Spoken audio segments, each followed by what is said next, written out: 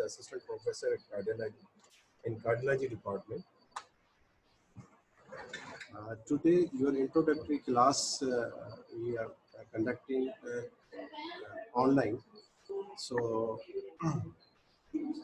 there are 15 lectures taken by our department. So 15 lectures within 3 months or to 4 months, and every this time at the 12 p.m. And so today your introductory class, the lectures should be delivered by we are three here. I am the assistant professor and our professor Kurbanli Rao, Dr. Jagdish, me, and Imran Ilahi. So today your introductory class and symptomology, what type of the symptoms occurs when you go for taking the history.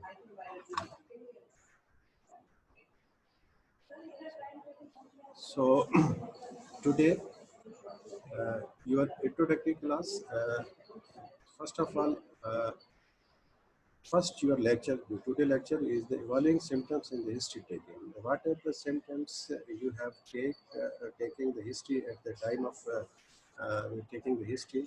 What are the symptoms you should elaborate? So we discussed later in this lectures. And the second lecture should be delivered by our Professor Gurbanali Rao, that is cardiovascular examinations and the investigations regarding to cardiovascular system. And third lecture should be on the ischemic heart disease. In the ischemic heart disease, this is the broad terminology and broad topic. So we divide into 3 lectures. One is the SES, that is acute coronary syndrome, STMI, that is ST segment elevated MI, and second lecture was the non-ST elevated MI and unstable MI. And third lectures on the stable coronary arteries. So 3 lectures should be delivered regarding to ischemic heart disease. So here, and the 4th lectures, that is topic is the acute rheumatic fever. So we should cover the acute rheumatic fever. And then valvular heart disease. So valvular heart disease is also the major topic of the cardiology. So is this further divided into the 3 lectures. One lecture that is on the mitral valve disease, in which we cover the mitral stenosis, mitral valve prolapse, and mitral agitations. And the second lecture on the aortic valve disease. Aortic valve disease, we cover the aortic stenosis as well as aortic regurgitations. And other third lecture should be on the other valvular diseases, like a pulmonary valve stenosis, like a tricuspid valve stenosis, like tricuspid valve regurgitations, and the pulmonary valve regurgitations. So here, then we deliver the heart failure, the lecture on the heart failure, and then cardiomyopathies, in which we we cover all the 3 cardiomyopathies, like the dilated cardiomyopathy, obstructive cardiomyopathy, and hypertrophic obstructive cardiomyopathy. And then infective endocarditis, we should deliver the lectures on the subacute and acute infective endocarditis. After that, the common arrhythmias, we will deliver the lecture, including tachyarrhythmias, bradycardias, like tachyarrhythmias, like commonest arrhythmias, that is the atrial fibrillations. The common congenital heart diseases included atrial septal defect, ventricular septal defects, TGA, that is transposition of the great arteries, and patent ductal sarcoidosis, patent foramina ovale, and coarctation of the. And the last one lectures, which is delivered by me, that is common heart diseases in the pregnancy. Pregnancy-related heart disease like the mitral stenosis, like mitral agitations, and peripartum cardiomyopathies. We will discuss about that and many more diseases in the last lecture. So today's our lecture is the evaluating symptoms in the history. So here, the evaluating symptoms in the history taking in cardiovascular system is the chest pain, that is also known as the angina, Then dyspnea, palpitations, ankylodema, syncope, intermittent claudications, and fatigue. So one by one, we describe the points, how we elaborate the chest pain in a cardiovascular patients. Patient who suffer from the cardiovascular disease, what type of the questions you should ask and your orientations. And then we discuss the dyspnea in a brief manner, palpitations also, ankylodema, syncope, intermittent claudication, and fatigue. So here now we come on the chest pain. In the chest pain, the angina, chest pains, that is also known as the angina, comes from the Latin word that is called encons, meaning chokings. So occurring due to the accumulations of the metabolites from the ischemic muscles following the complete or partial obstruction of the coronary artery, culprit coronary artery, that leading to the stimulations of the cardiac sympathetic nerves. So the patient who suffer from the angina having a diffuse type of the pain. Diffuse that is not localized, and retrosternal discomfort, and this chest pain which is aggravated on exertion and relieved by the rest or glycerolated. That is called the typical chest pain. So always depend when anybody asks from that, what is the typical chest pain? The typical chest pain having a tried, I discussed here. Uh, so typical, the cause of the typical pain is the only ischemic heart disease. There is a lot of the other causes of the chest pain, so we will discuss in later in this talk lecture. So today, so most important, that is the chest pain and how you take the history and whatever the points you should elaborate. So now orientation. So chest pain, when it begins, and when the chest pain recurs, and what is the duration of the chest pain, and durations between the episodes of the chest pain, what are the sites, onset, whether it is gradually, slowly, or onset, the character that is called throbbing characters, or a gripping type of the, or suffusing type of the character is there, or weight-bearing characters. Radiations radiated towards the diffuse pain, chest pain, which is radiated towards the neck, lower jaw, and both arms, upper arms, and the shoulders. Aggravated on exertions or after taking the meals, relieved by the nitrates are there. So always you have in mind that the chest pain, which occurs due to the underlying cause of the ischemia, is diffuse type of the chest pain, and diffusely not localized and radiating towards the both arms, neck, jaw, and lower jaw, which is aggravated on exertion and relieved by the rest, or aggravated on taking the meals and relieved by the rest. So here are the chest pain. There are two types of the chest pains which underlying cause. That is the coronary cause and the non-coronary cause of the chest pain. So here we discussed first the coronary causes. In the coronary causes, that is the coronary obstructions. This coronary obstruction may be due to the formation of the atheroma, and that is cause the obstruction or narrowing of the lumen of the coronary arteries. So that resulting in a ischemia, that is imbalance between the myocardial oxygen demand and supply. So here the aggravating factors, that is aggravated by the food or cold air exposure or anything that increase the heart rate or afterload. For example, the hypertensions that increase the heart rate or increase the afterload, while relieved by the rest or afterload reducing drugs, like S inhibitors that will reduce the afterload, so leave the by the nitrates, like the nitrate that cause periload as well as afterload. So uh, number second, that is the B, vasospastic angina or pacemaker angina, occurring at the rest. So always remember that the angina may occur, pacemaker angina may occur at the rest, at night, and aggravated by the cold air. and the relieved by the nitrates are the calcium channel blockers. So uh, Prismatal take-home message is that the prismatal angina or vasogastric angina, which occurs at the rest, not on the exertions, and especially exposure to the cold and at the night, and mostly it occurs in the female, but it can occur in the female, and relieved by the nitrates or calcium channel blockers. So now C, that is microvascular angina, in which there is a positive exercise test, like a exercise tolerance test in the patients who have suffered from the microvascular angina, means patient having a chest pain on exertion, and as well as the exercise tolerance test is positive, or stress test is positive, or dobutamine stress echo is positive. But when we do the coronary angiogram, it should be the normal. So the normal epicardial coronary artery, but positive exercise test. The microvascular angina may occur due to the microvascular spasm or endothelial dysfunction or microembolizations. All these three conditions may lead to microvascular angina, but angiogram should be normal and positive exercise test.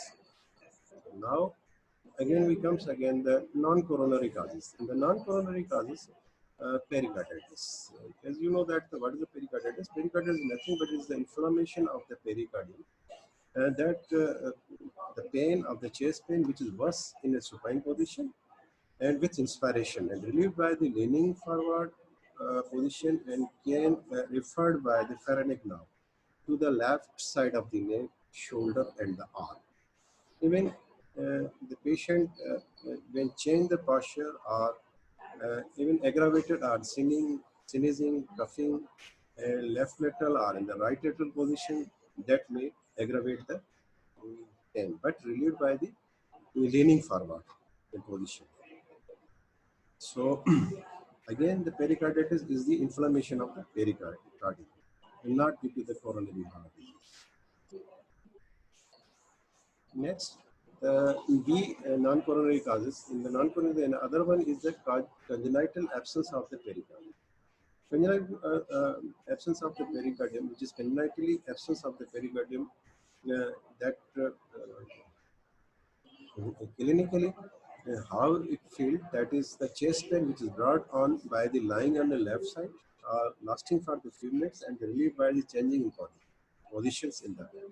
For example, the patient lying supine, there is a no pain, but if lying left laterally, it means, and develop the pain, it means the patient may having an absence of the pericardium congenital. And other one is the esophagitis. Esophagitis means inflammation of the esophagus, and patient give the history of the taking NSAIDs, or when he take the meal, and just after meal, the patient having a retrosternal burning or the retrosternal chest pain, and that is relieved by the NSAIDs. That is relieved by the proton pump inhibitors, or like antacids. And the CD, that is the cervical root neuritis. In the cervical nerves, there is inflammation occurs. That pain is aggravated on moving the head, moving the neck. That will aggravate, but it will not aggravate it on exertion. So it is also the atypical chest pain. And E, that is costochondritis or myositis, means inflammation of the muscles, and the costochondritis means the painful swelling of the costal cartilages. So, also called the teeth syndrome. When you put hands over the costal cartilages, the pain should be occurs, or there is a tenderness is positive. So, means on deep breath also make patient feel pain. Aortic dissection. In the aortic dissections, what is aortic dissection? Aortic dissection is nothing but is the tear between the tunica intima and tunica media. So make the false lumen and blood run in between that. Aortic dissection, the pain which is gripping type, as well as just like in a cutting knife type of the pain felt by the patients who suffer from the acute aortic dissection. In the acute aortic dissection, pain which is retrosternal knife type, just a cutting knife and radiating towards the back in the interscapular regions. And patient also gave the history of the smoking, patient also gave the history of the diabetes, and patient also gave the history of the hypertension. So mostly the patient who suffer from the aortic dissection having a history of the hypertension and uncontrolled hypertension, not taking the medications. Uh, G, that is the gout now. Gout was lasting for the few minutes to days. Gout may occur due to the hyperuricemia, that is increased uric acid level, and patient gave the history of the pain over the body as well as in the joints, and especially in the gout, big toe, swelling, uh, redness, and severe pain. And pulmonary infection. The chest pain may occur due to the pulmonary infections, and how you differentiate between the angina and pulmonary infection chest pain. It, when take the deep breath, pulmonary infection patients is feel that increase on inspirations as well as on the increase chest pain increase with the inspiration means on the deep breathing and movements of the arms. So also we call the viscoid signs, and the intercostal tenderness is the positive. So in we suspect in those patients the pulmonary infection where patients who have been a bedridden or they give the history of the procoagulate fats like congenital procoagulations profile of the patients, or the patients who suffer from the deep vein thrombosis, bedridden for the long times, and that dislodge and make the pulmonary infection. So we take the history related to the DVT. So a lot of the causes of the DVT and pulmonary infections are just like those females who suffer from the pulmonary infections may give the history of the oral contraceptives. So pulmonary infection, in the pulmonary infection, patient having an increase chest pain, increase with inspiration and the movement of the arms. And the intercostal tenderness is also present. Now we again comes on the dyspnea. Dyspnea word which is derived from the Greek word that is called dys means the bad and nea means the breathing. Means difficulty in the breathing. Occurs when whenever the work of the breathing is excessive, probably due to the sensation of the increased force required for the respiratory muscles to produce the volume change in the lungs. Because of the reductions in the compliance of the lungs or increased resistance to the air flow. So here orientations. Orientations, what you ask during taking the history of the patient who suffers from the dyspnea, and you suspect that this dyspnea is due to the cardiac origin or cardiac disease. So the cause of the dyspnea in heart disease is number one cause is the left ventricular dysfunction or congestive heart failure, or due to the angina, or due to the arrhythmias, or due to the palpitations. And these cause the dyspnea, and especially the cardiac disease. So what questions you ask from the patients, which type of the dyspnea occurs, dyspnea on exertion or dyspnea on the rest. So limitations of the function activities occurs. So here first we describe dyspnea on exertion. We suspect about the failure, suspect of the cardiac failure, and you must take the history previously. The previously he or she, the patient on the diuretics. You must take the history of the diuretic, whether they are taking the diuretics or having on the salt restrictions or taking the DDTs. In the pulmonary dysfunction, dyspnea may occur due to the pulmonary dysfunction due to non-cardiac causes, in which pulmonary dysfunction, the wheezes is the prominent, and sputum, up with the sputum, and COPD, that is chronic obstructive pulmonary disease, give the history of it, and also patient give the history of smoker.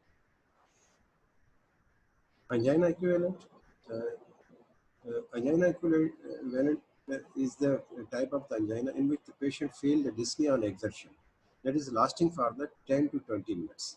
But that is underlying ischemia is there. That is why we call the angina equivalent. And other is the arrhythmias. Arrhythmias begins and ends suddenly with palpitations. At that time, the arrhythmia feels sudden and palpitations, dyspnea with the palpitations may present with the dyspnea. You must ask from the patients if we are taking the history about whether the patient having in a suddenly developed dyspnea or the palpitation. And other one cause on dyspnea on exertion is the anxiety, which is nervous breakdown and cold perspirations and hyperventilations. To give the history of the anxiety. So dyspnea on the rest or in a lying down position. That is called orthonia also. When the patient lying in a supine positions, patient develop the dyspnea. So you must ask in the history whether you are lying down, then dyspnea occurs, or on the dyspnea is standing, and how much below you are using. Variant form of the dyspnea here. So that is there are three type of the dyspnea here that we um, included in the variant form of the dyspnea. That is traponia. Traponia means a dyspnea in lateral position, left lateral position, especially in left atrial maxilla. Left atrial maxilla or ball valve thrombus. Left atrial maxilla is nothing but it is a benign tumor which is most commonly on the left side, uh, left left atrium, which is attached with the pedicles in the interatrial septum. So they move through and to and fro, inside and outside the left atrium.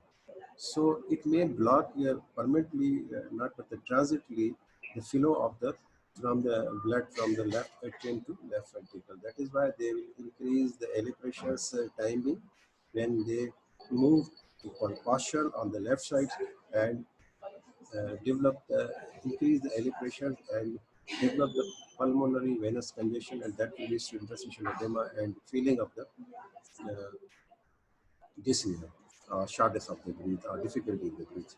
But once the patient move the body and the position of that left atrial myxoma is changed, so patient may make the relief and dyspnea disappears. Plaquemia, number second, that is called also the dyspnea in upright position. So it is the vice versa of the orthonia. In the orthonia, when the patient feel the dyspnea, there is a lying down position. While in the plaquemia, there is dyspnea which occurs from supine to upright position on the standing or in a sitting position. Again, in the same mechanism as a treponeal, that is left atrial myxoma or valvular thrombus, just like that, obstruct the trajectory, the flow of the blood from the left atrium and towards the left ventricles through the mitral. So that is why the blood is collected and the LA pressure is increased and LVEDP is increased. So these consequences resulting in pulmonary venous congestions, and this pulmonary venous congestions leads to interstitial edema and patients feel the dyspnea. And the tachypnea, that is called also rapid breathing. Normally the breathing is 14 to 18 breaths per minute, but more than 20 breaths per minute to what we call is rapid breathing or tachypnea. Again, fourth one that is called proximal nocturnal dyspnea or the PND.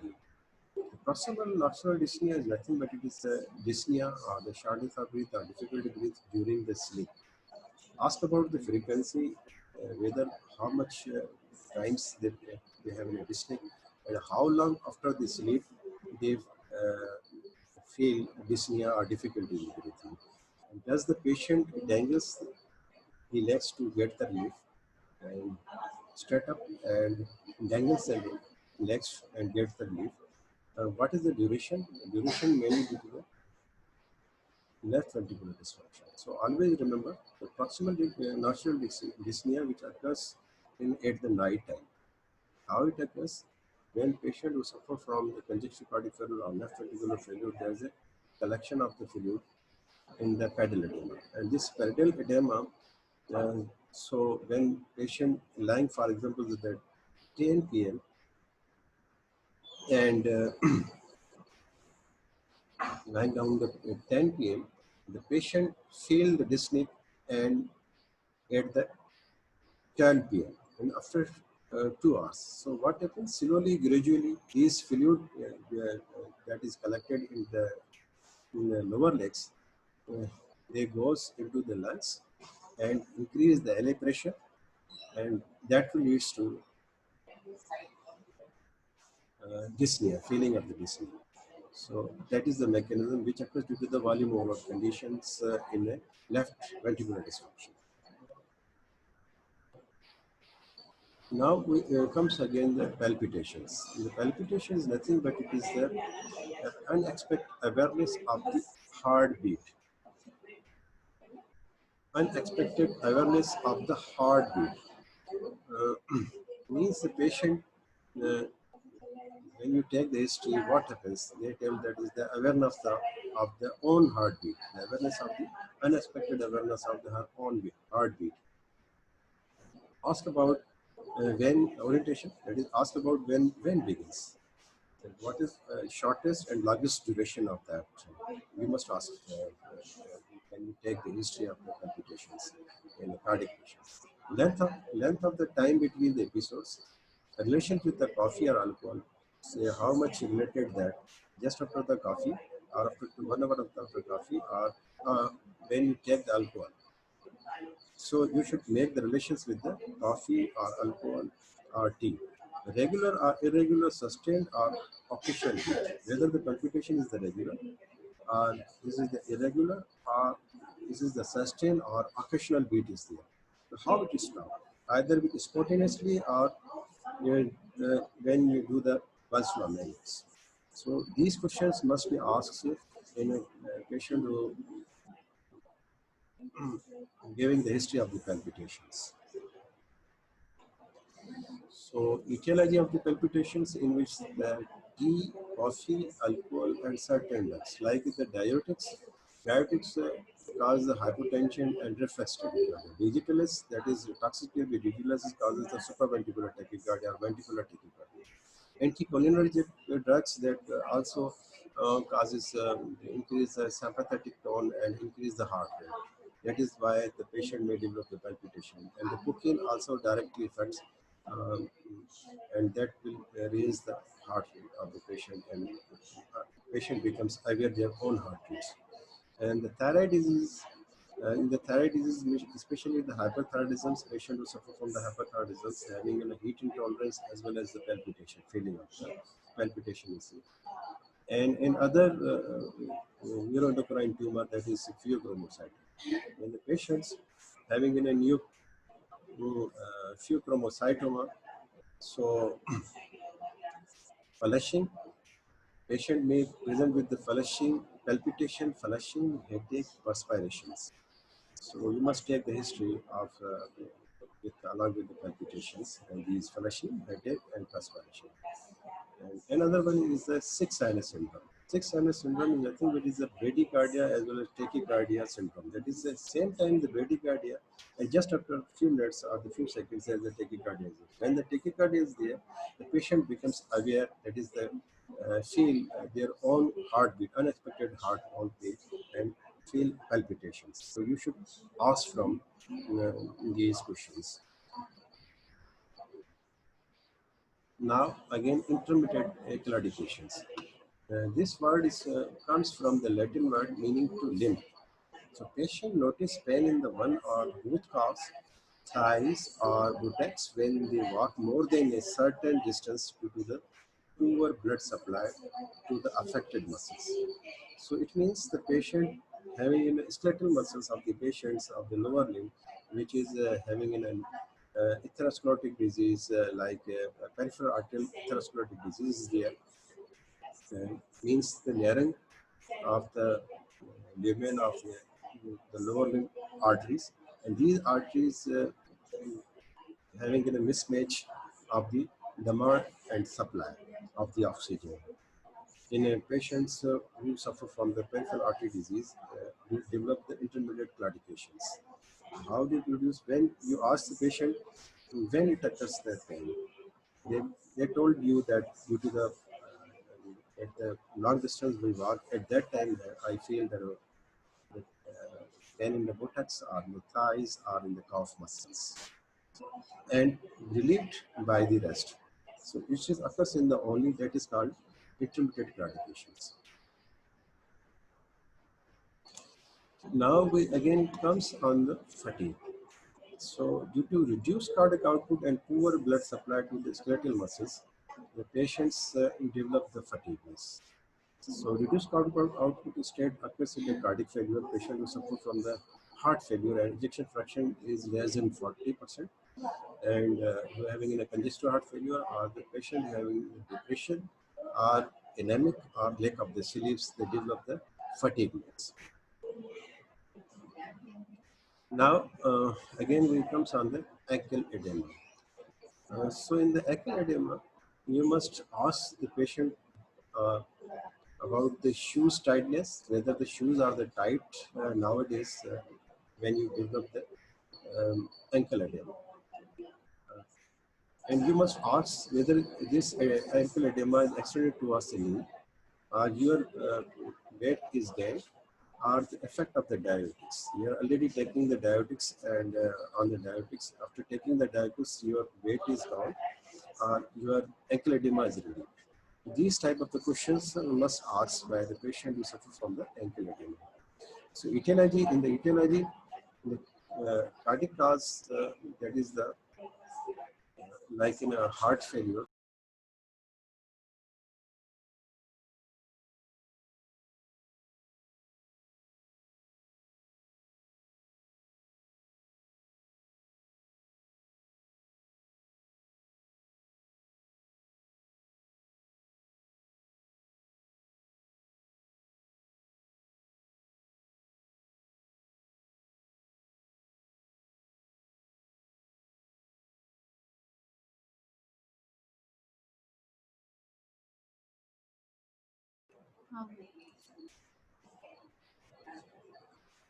Hello,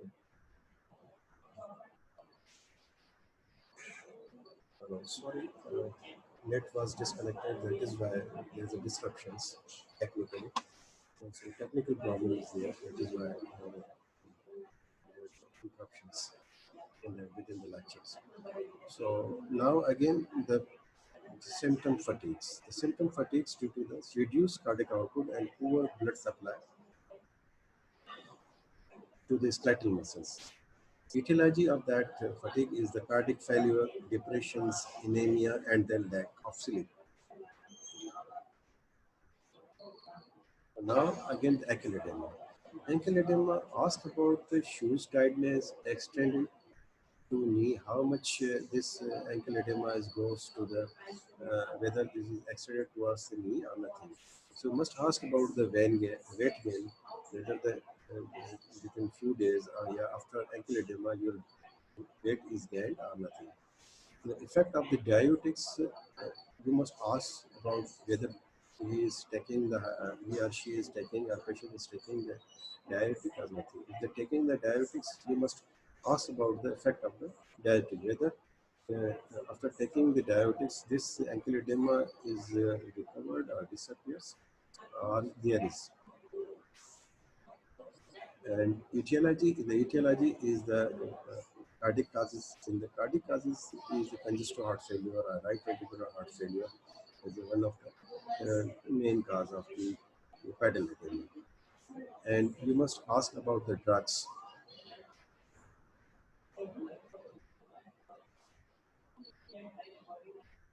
Obstructive cardiac causes there. Then obstructive begins with the pregnancy. Obstructive causes that cause when there is a after the 7 month of the pregnancy, there is a weight of that baby when patient lying down or the pregnant lady is lying down, they feel the dyspnea due to the inferior compression of the inferior vena cava.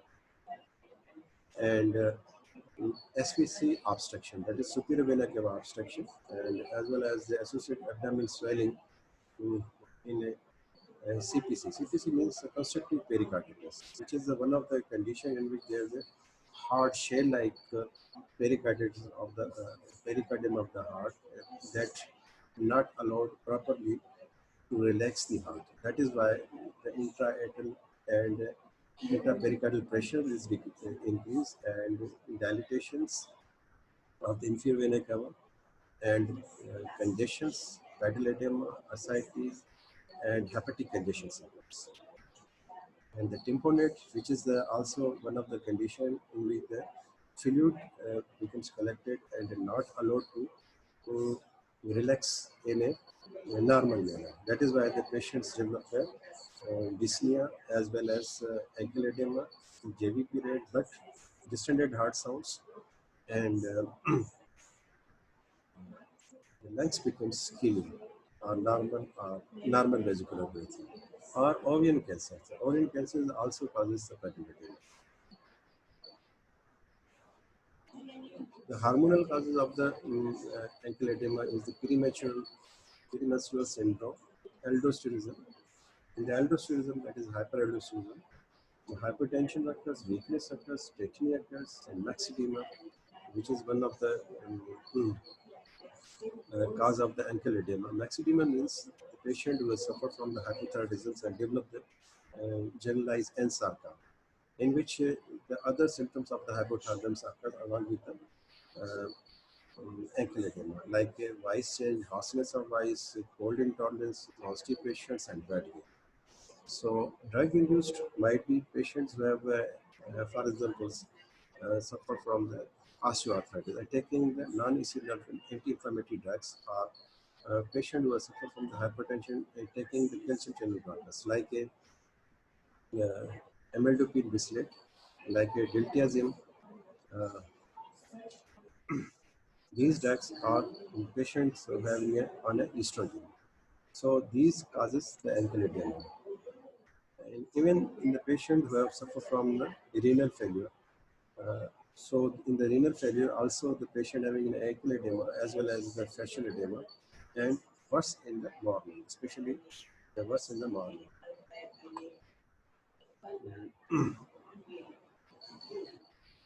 Ankle edema, which occurs due to the liver cirrhosis. In the liver cirrhosis, what happens is there is a decrease albumin disturbance or imbalance between the albumin and globulin ratio. That is cause hydrostatic pressure, raise in hydrostatic pressure, and decrease oncotic pressures inside the lower limb vessels. So patient develops pedal edema or ankle edema. And along with the cirrhosis as well as in the hepatitis, what happens is also associated with the other symptoms like jaundice, anorexia, fatigueness, ascites, and in the cirrhosis also the bleeding varices like esophageal varices or the rectal varices is there. And the COPD, that is chronic obstructive pulmonary disease that will lead to carpulmonal, means the right ventricular failure, secondary to the lung disease, that may present with the shortness of the JVP, the spinal edema, right-sided heart failure syndrome, and ankle edema, ascites, and hepatic conditions. So now again we come on the perisyncope or dizziness and the syncope. So dizziness or the perisyncope is the same thing. What is the perisyncope or dizziness? That is transient sensations of the weakness without loss of the consciousness. Without loss of the consciousness. So patient, it means they having no loss of the consciousness, but there is a transient for the time being purpose sensation of the weakness. Perisyncope or dizziness. In the syncope, there is a transient loss of the consciousness resulting from the cerebral anorexia associated with the loss of the postural tone with the spontaneous recovery. So in the syncope, for example, I think so a lot of the people say you have an history when you student people goes in the OT. in some of the our colleagues, in my colleagues, when I was a student in the third year student, the first time I go went in the OT. In the OT, when the OT table, uh, we see the surgery, and at the time of surgery there is a bleeding, and when our one of the colleagues that see the bleeding and a faint off and fall out. So faint off and fall off for a time being purpose. And after the few seconds or the 1 minutes, within 1 minute, as he lying down at the floor, uh, patient gain the consciousness. So that is the one of the examples of the syncope. So always remember the transient loss of the consciousness time being, which is resulting from the cerebral anosmia or cerebral hypoperfusion, which are associated with the postural tone. Loss of the posture means the loss of the tone of the body, of the posture. The patient bend down to fall or the ground. As they fall or the ground, they recovered spontaneously without any pharmacological cardiovariance or the electrical cardiovariance, without any treatment. Why?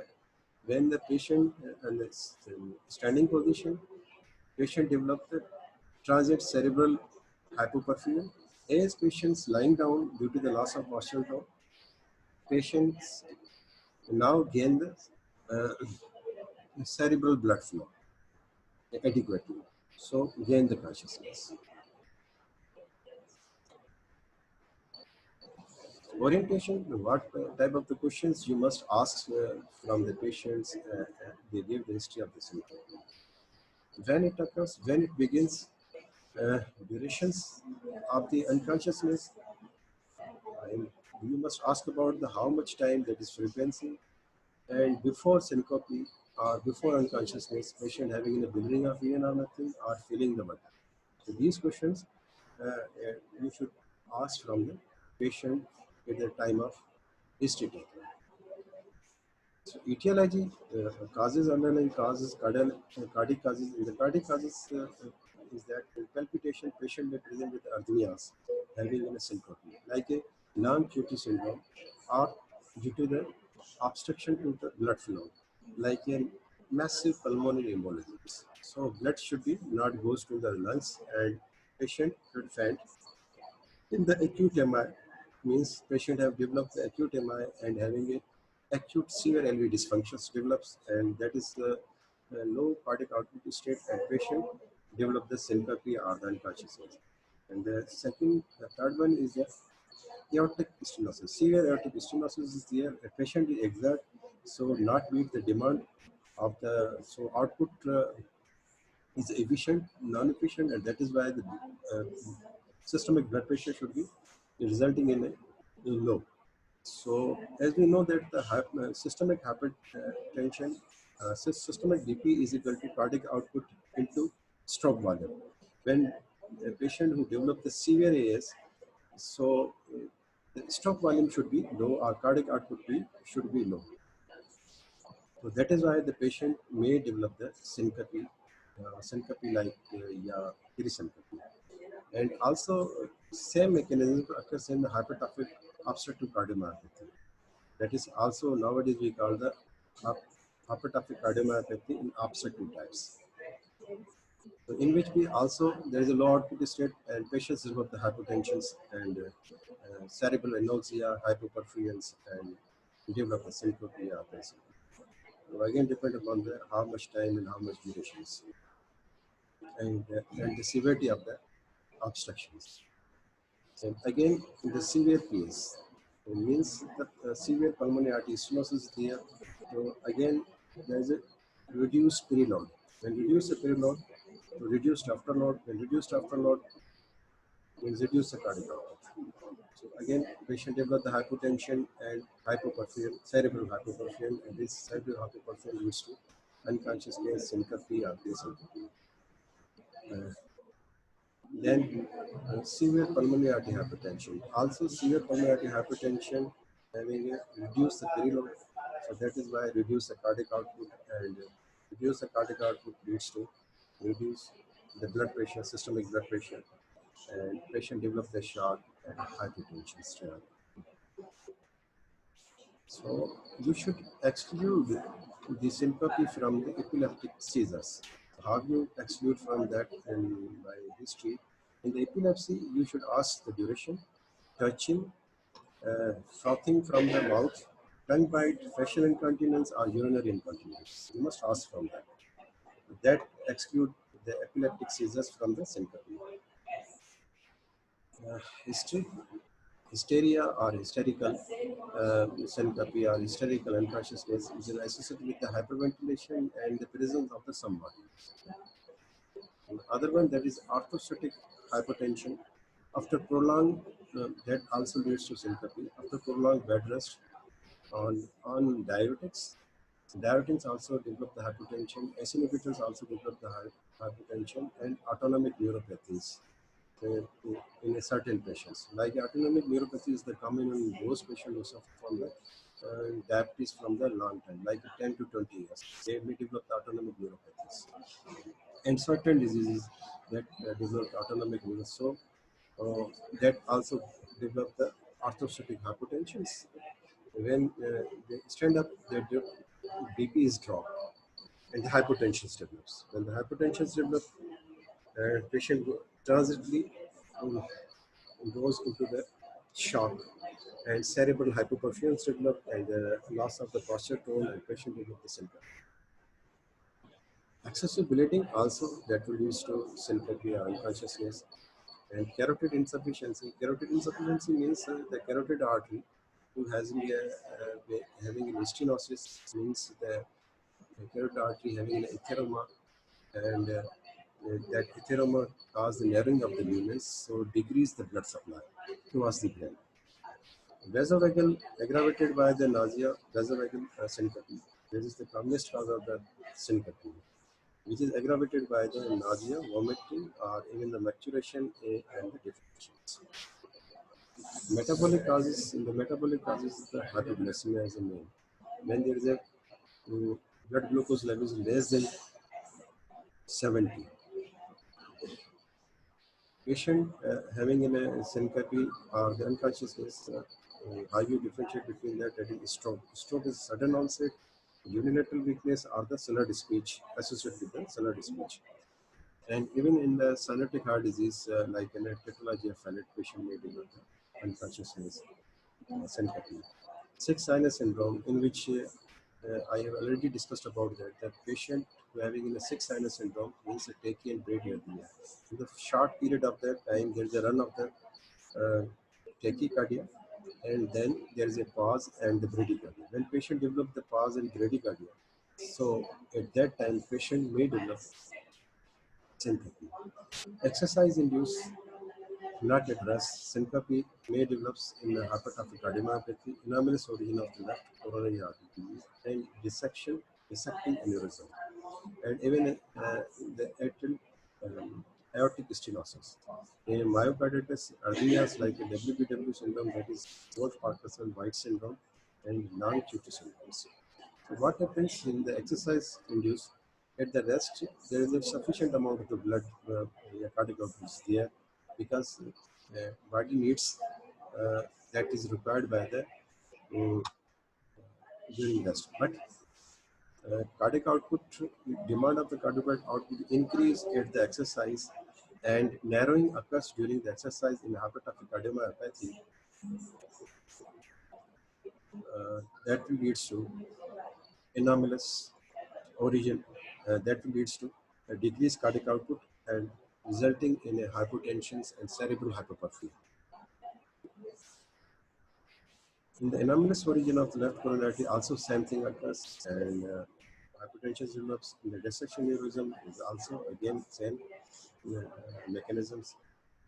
In the myocarditis is the same mechanism, decreased cardiac output because uh, demand of the cardiac output increased, but at that time not sufficiently maintained the cardiac output by the patient who suffer from the myocarditis. And even the aortic stenosis will decrease cardiac output, did not meet the demand of the body. So patient develop the hypertension and cerebral hypoperfusion. Even in the arrhythmias, just like these mechanisms, like a WPW.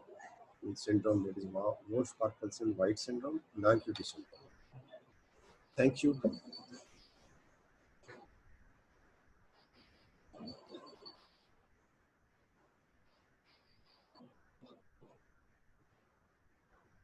Any question?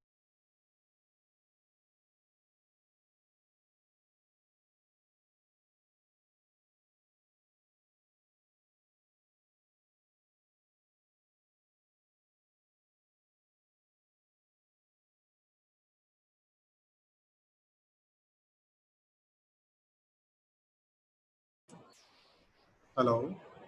Hello? Hello? Any query, any question? बाकी बातें छुट्टी चाहिए जिसको पूछना है पूछ लें 10 minute है आप लोगों को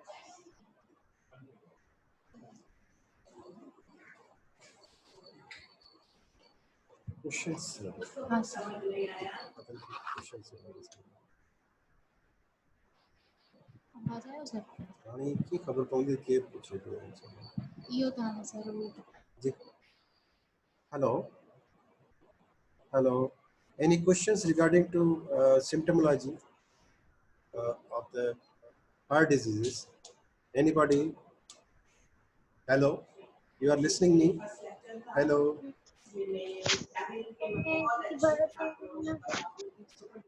Hello? ये भी पढ़ के रखना है उसको भी डिस्कस कर लेंगे और आगे वाला भी डिस्कस कर लेंगे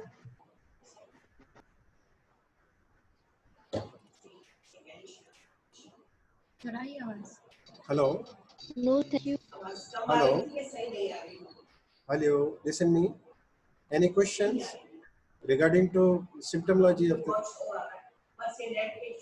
regarding सर this? वो हमारे माइक्स ऑफ थे जी I am listening to you. Yes sir we are listening you Yes. छा बुधूंगा Hello. जी sir sir no question sir thank you sir slide share कर दें प्लीज Slides नहीं share होंगी लेकिन ये कि questions, any questions about that you may ask for me. Sir ये लेक्चर कहाँ से पढ़े हम? Lectures आप मेडिसिन में की जो डेविडसन है उनसे पढ़े आप. डेविडसन बुक है या पीके है, डेविडसन या पीके. सर पीके हाँ पीके भी है, डेविडसन ज्यादातर हम डेविडसन से फॉलो करते हैं उनको. जी सर हम लोग डेविडसन ही हैं जी ठीक है बेटा. Any questions regarding lecture? Thank you, sir. No sir thank you sir Thank you so much, sir. Thank you all of you. Thank you. अल्लाह हाफिज़ sir. Allah Hafiz. Yes, sir. Allah Hafiz. Thank you sir Thank you. And Raju. Thank you, sir.